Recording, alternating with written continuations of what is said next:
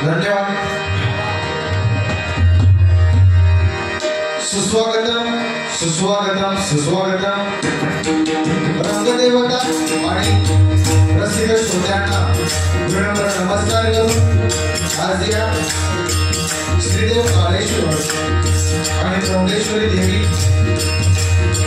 यांच्या कृपाशीर्वादामध्ये असलेल्या अशा या मठपूर्ण गावामध्ये श्रीदेव काळेश्वर आणि देवी चौंडेश्वरी यांच्या मंदिराच्या वातावरणानिमित्त आज या ठिकाणी हा होम आणि सत्यनारायणाची महापूजा असा हा कार्यक्रम सकाळपासून अतिशय उत्साह आणि आनंदात साजरा होत आहे. आणि त्या कार्यक्रमाचं औचित्य साधून त्या परमेश्वराचे नामस्मरण आणि जमलेल्या भजन रसिकांचं मनोरंजन या हेतूने आज हा या ठिकाणी डबलबारी भजनाचा नक्की सामना या ठिकाणी या मंडळाने आयोजित केला आहे.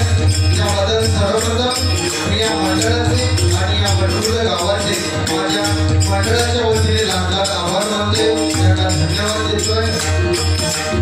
त्याचबरोबर थोडक्यात आमची ओळख सांगतोय. स्वतः बुवा प्रथमेश शांताराम जेनर, मुक्काम कुर्कावर, तालुका देवगड आणि जिल्हा सिंधुदुर्ग.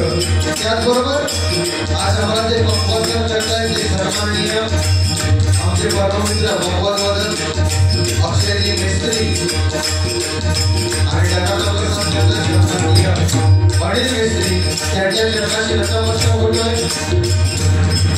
त्याचबरोबर आम्हाला जे प्रतिस्पर्धी आजच्या रात्री सुद्धा जे प्रतिस्पर्धी बुवा म्हणून आपल्या इथले सन्माननीय आमचे परममित्र बुवा सुरजी खाटेकर बुवा आणि त्यांना भगवान करतायत.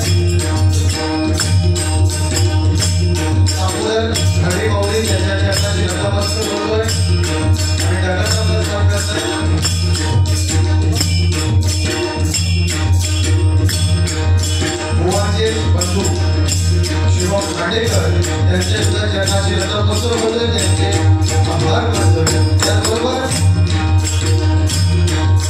आम्हाला आजच्या या कार्यक्रमासाठी यांनी फोनवर संपर्क साधला ते सन्माननीय एकनाथ इंगळे साहेब यांचे आशीर्वाद घेतले. त्याचबरोबर या मंडळाचे मुंबई मंडळाचे अध्यक्ष सन्माननीय सुनील पवार, उपाध्यक्ष राजेंद्र राणे, सचिव चंद्रकांत राठोड, त्याचबरोबर खजिनदार प्रदीप सावंत आणि सल्लागार मधुकर राठोड यांच्या सुद्धा चरणाशी नतमस्तक होतोय. त्याचबरोबर या गावचे वारकरी बुवा सन्माननीय संदीप सावंत, विलास राठोड बुवा आणि पांडुरंग पाटणकर बुवा यांच्या सुद्धा चरणाशी नतमस्तक होतोय. त्याचबरोबर आजची ही बुवा कार्य करण्यासाठी आज खारेपटणवरून आमचे परममित्र अपूर्व पोळे आणि त्यांचे वडील गुरुनाथ पोळे एक आपल्या या ठिकाणी उपस्थित आहेत.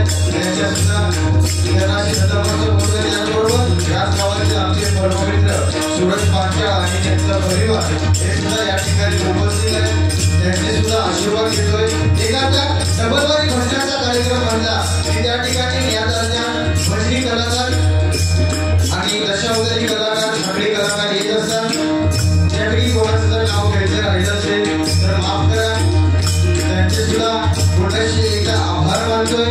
या मंडळाचे सुद्धा मोठ्याशे एकदा आभार मानून विद्येची आनंद देवता सरस्वती माता गणपती गजाननाला वंदन करून माझी ग्रामदेवता ज्ञानेश्वराच्या नतमस्तक होऊन या गावाची ग्रामदेवता श्रीदेव काळेश्वर आणि चौंडेश्वरीच्या चरणी नतमस्तक होऊन तुमच्या, आमच्या आणि देवांच्या मातृदेवतेच्या चरणी नतमस्तक होऊन परस्त्री माते समान मानणाऱ्या छत्रपती शिवाजी महाराजांना मनोगत करून आमच्या या वारीला सुरुवात करतोय. जय हिंद, जय महाराष्ट्र, जय हिंद, जय महाराष्ट्र, जय हिंद, जय महाराष्ट्र.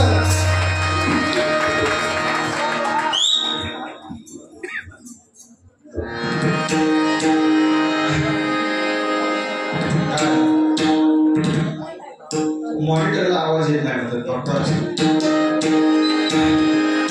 असू दे. अतिशय स्तुत्य कार्यक्रम या ठिकाणी आज या वटखुर्द गावामध्ये साजरा होतोय.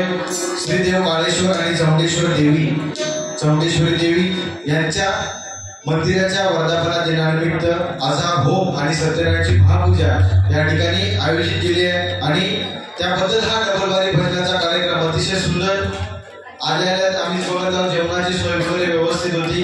एकदा जोरदार टाळ्या त्या मंडळासाठी वाजवा. अतिशय सुंदर जेवणाची पद्धत या ठिकाणी बघायला मिळाली. पण या ठिकाणी महिला वर्ग आहे कारण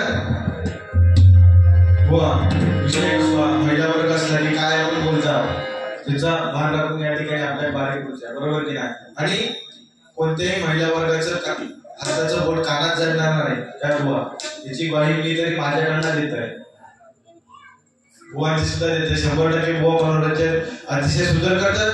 पण एकदा जोरदार टाळ्याचा साऊंड करण्यासाठी वाजवा. अतिशय सुंदर त्यांचं साऊंड जास्त काही सांगूचा सुद्धा अंदाज नाही. तर परवा दिवशी एका ठिकाणी बारी होती, गेला पिळवाटून साऊंड काही लागलं ना काय. ह्या जर व्यवस्थित असेल ना तर लोकांपर्यंत आम्ही जे काही करतो करण्यात सादर ती लोकांपर्यंत चांगली पोहोचतात असू दे. परमेश्वराकडे एकच प्रार्थना करेन की तुमच्या कामाधंद्यात तुमका यश लाभू दे. कारण काय माहिती मंडळी, एखादा जर डॉक्टर असेल डॉक्टर तर तो काय म्हणता की कोणतरी आजारी पडू दे आणि माझ्याकडे पेशंट येऊ दे, बरोबर की नाही. एखादा जर वकील असेल तर तो वकील काय म्हणता की कोणाची तरी भानगडी होऊ दे ते माझ्याकडे केस येऊ दे. पण आमचे जे साऊंडवाले असतात ते काय म्हणतात की कोणाच्या तरी घरात किंवा कोणाच्या तरी समाजात शुभ कार्य घडू दे आणि माझं स्पीकर तरी लागू दे म्हणून जोरदार टाळ्या त्यांचे. महिला वर्ग सुद्धा या ठिकाणी उपस्थित आहे. तर महिला वर्गात तुम्ही आता म्हणजे काय विषय माहिती आहे त्यांना, आता जरी ते बारीक उभं असल्या तरी त्यांना आता मोठा टेन्शन काय दिलेलं असता.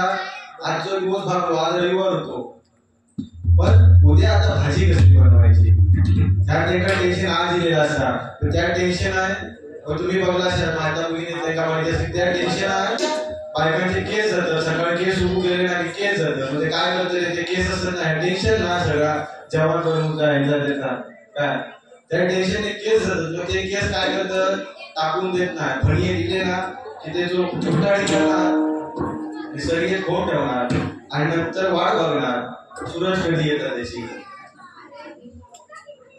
मग एकदा सूरज येलो की मग त्याला ते केस देणार आणि त्याच्यावर या भांडा घेणार पण त्याला केस दिलेल्याचं दुःख नसता तर भांडा घेतलेल्याचं सुख असतं काय नवरो गेलो संध्याकाळी की सांगणार हो तो बघा सूरज गेलो सूरज कडे ते केस ठेवलं होतं ते त्याच्यावर या भांडा घेतलं म्हणजे ह्या त्याला सुख असतं बुवा काहीतरी असू दे बोलल्याबद्दल राग नाही ना राग अजिबात नाही निर्लज्ज माणूस असू दे भजनाची सुरुवात भजन रूपी करूया आपण जोडी अतिशय सुंदर ठेवला जास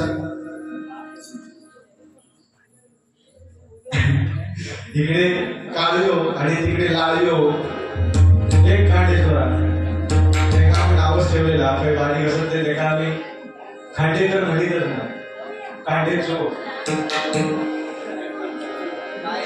असू दे काय थोडा सुरुवातीपासूनच भेटू गोवा कारण बरोबर उशीर झालेलो आपण वर्गाची सुरुवात भजन रूपी करूया आणि मनोरंजन नक्कीच करणार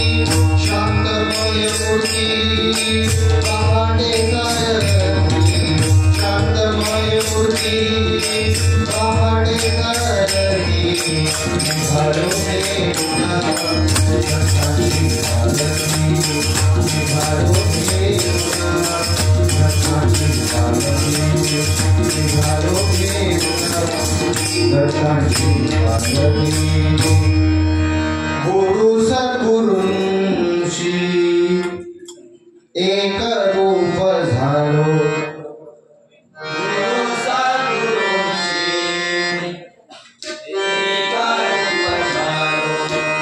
गुरु सद्गुरूंशी एक रूप झालो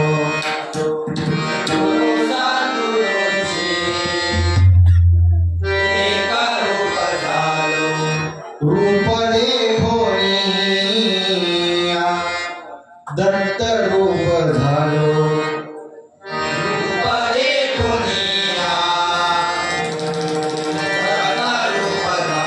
रूप देखोनिया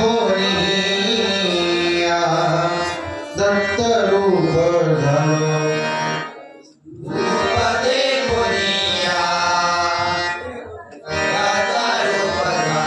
दास होनिया नामृती झालो दास होनिया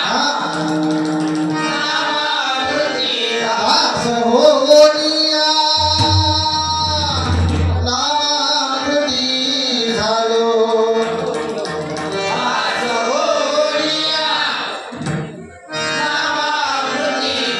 सतभाग्य माझे गुरुदास झालो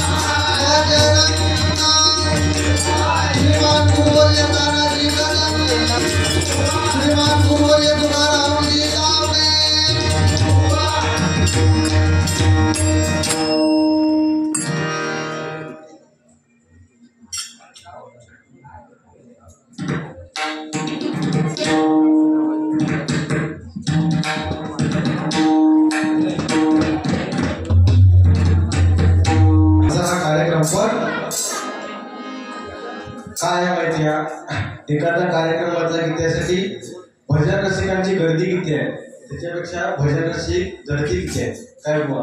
कारण तेलाशिवाय किंमत नाही समयीच्या वाटीला, तेलाशिवाय किंमत नाही समयीच्या वाटीला, धारेशिवाय किंमत नाही तलवारीच्या पाठीला, धारेशिवाय किंमत नाही तलवारीच्या पाठीला.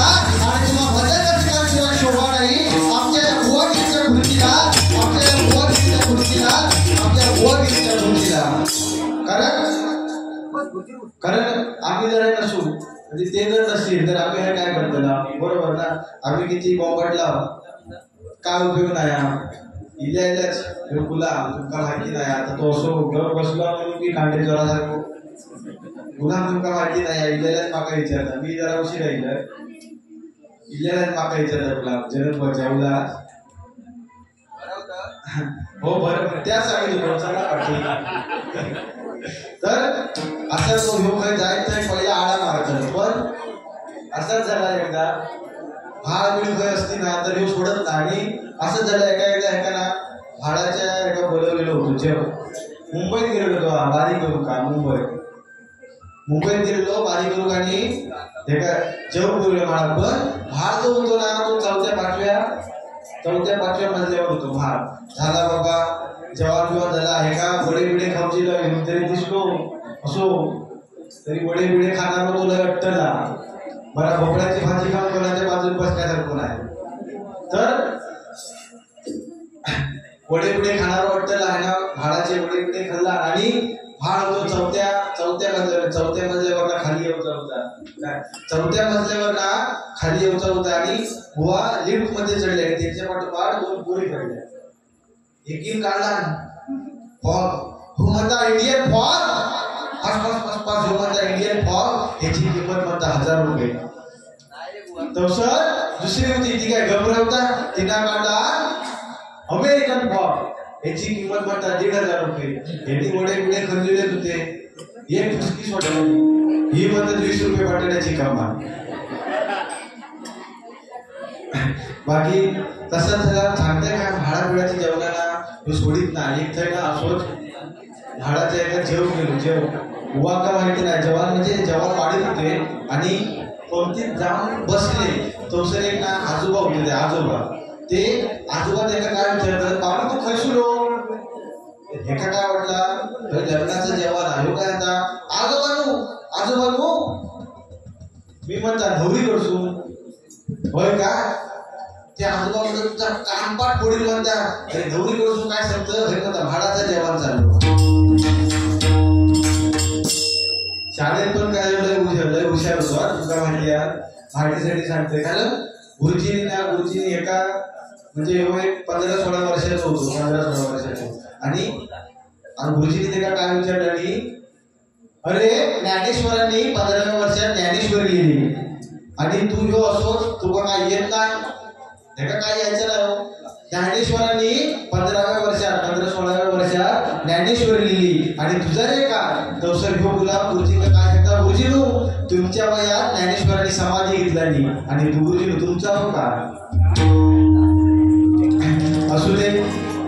बाकी भजनाचा सुरुवात नेहमीच जातंय तर एकच गोष्ट सांगते की आपल्या जर या कलियुगातून तरुण जायचं असेल तर एकच गोष्ट आहे की ती म्हणजे परमेश्वराचं नामस्मरण आणि त्या पण जर आपल्याला जमत नसेल तर आपण काय करूचा आपल्या घरात परमेश्वर रूपी आई आणि वडील बरोबर की नाही त्यांची सेवा आपण करू कारण नाही गडविला नाही पैसविला साक्षात परब्रह्म उभा केला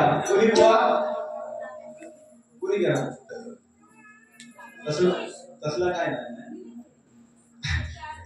तर नाही गडविला नाही पैसविला साक्षात परब्रह्म उभा केला कुणी भक्त पुंडलिकाने आणि तो कशाच्या जोरावर फक्त आणि फक्त आई वडिलांची सेवा बरोबर की नाही बुवा. एका माझ्या मित्राने मला असं विचारलं की आई श्रेष्ठ का बुवा.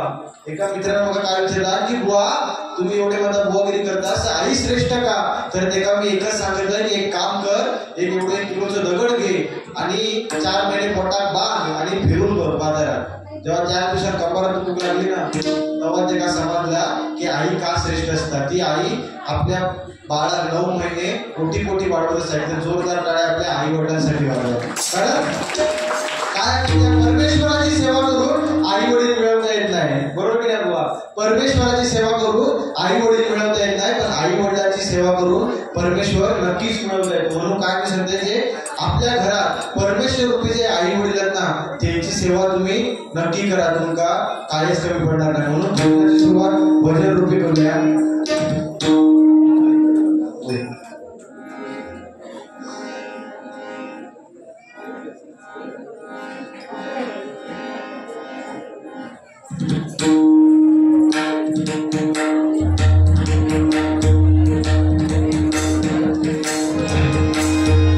भजनाची सुरुवात नक्की भजन रूपी करणार, बाकी मनोरंजन काय होतच राहणार. आता बुवा गप बसला त्याच्यावर तुम्ही जाऊ नका. थोड्या वेळात बघा आता कसं खवळत कांडेचोर आमचो कांडेचोरच म्हणा तुम्ही असू दे. मनोरंजनाचा भाग बुवा बोललाय.